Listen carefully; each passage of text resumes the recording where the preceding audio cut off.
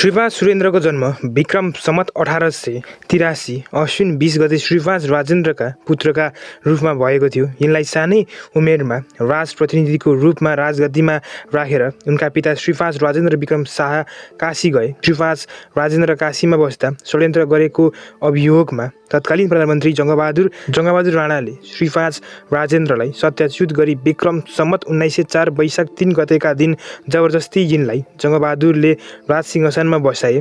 पञ्जापत्र बनाई सम्पूर्ण अधिकार श्रीपादबाट श्री 3मा सारी सुरुका दिनमा बेलायती र राणाहरू विरुद्धमा रहेका सुरेन्द्र पछि असहाय भए र विक्रम सम्वत 1938मा यिनको निधन भयो। युवराज सुरेन्द्र सन्की स्वभावका थिए। आमा साम्राज्य लक्ष्मी देवी शाहको मृत्युपछि एक समय यिनले पागल जस्तै भएर काठमाडौँका मानिसहरूलाई असाध्यै दुःख दिएका थिए। जङ्गबहादुर कुँवर उनको अङ्गरक्षक रहँदा जङ्गीले साहसिक र खतरनाक आदेशहरू पालना गर्नु पर्यो।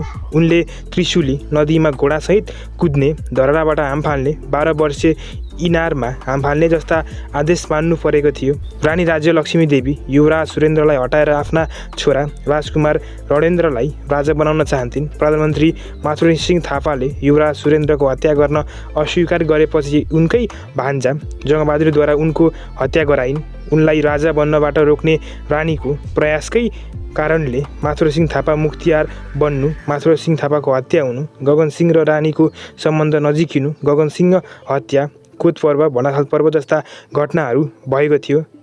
रानी राज्यलक्ष्मी देवी र गगन सिंहको बारेमा मैले छुट्टै अर्को भिडियो बनाएको थिएँ। हेर्नुभएको छ भने स्क्रिनमा देखाइएको भिडियो हेर्न सक्नुहुन्छ।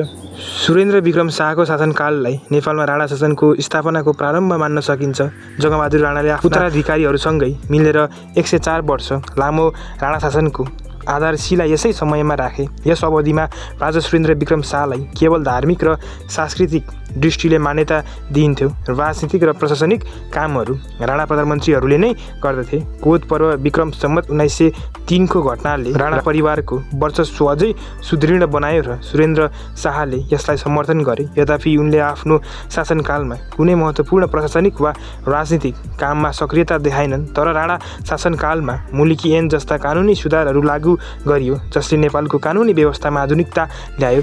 जेठी महारानी साम्राज्य लक्ष्मीको मृत्युपछि युवराज धीराजको उग्र स्वभाव बढ्दै गएकोमा राजा श्रीपाद राजेन्द्रबाट विक्रम सम्वत 1899मा नानी महाराज पदवी दिई उनको चित्त बुझाउन शासनमा सारिक गराए। त्यो कार्यबाट भारतहरूलाई कसको आज्ञा पालन गर्ने, श्रीपादको कि श्रीपाद नानी महाराजको वा श्रीपाद कान्छी महारानीको भन्ने जटिल समस्या प्रशासनमा आइपर्यो। त्यही वर्षको पौष महिनामा भारतहरूले सल्लाह गरी श्रीपाद युवराज धीराजको अत्याचारको शिकायत श्रीपाद राजेन्द्र सामु गरे।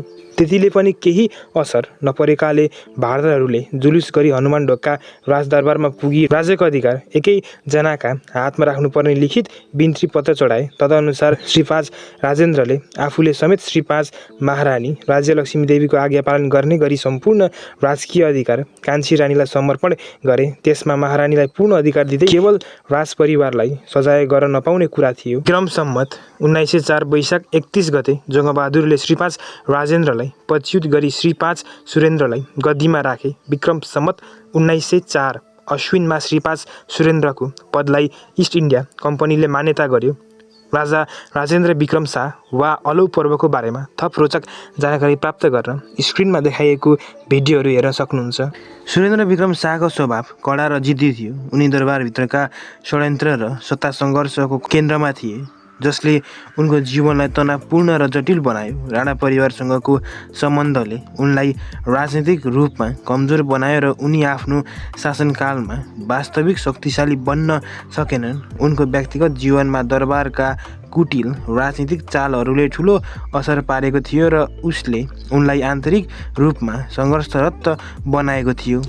विक्रम सम्वत 1938 जेठ 6मा यिनको निधन भयो। यिनका नाति बालक युवराज श्रीपाद पृथ्वीवीर विक्रम शाह नेपाल अधिराज्यको राज सिंहासनमा राखिए। यसको करिब 2 महिनापछि नजरबन्दमा राखिएका उनका पिता राजा राजेन्द्रको 1938 साउन 30मा मृत्यु भयो।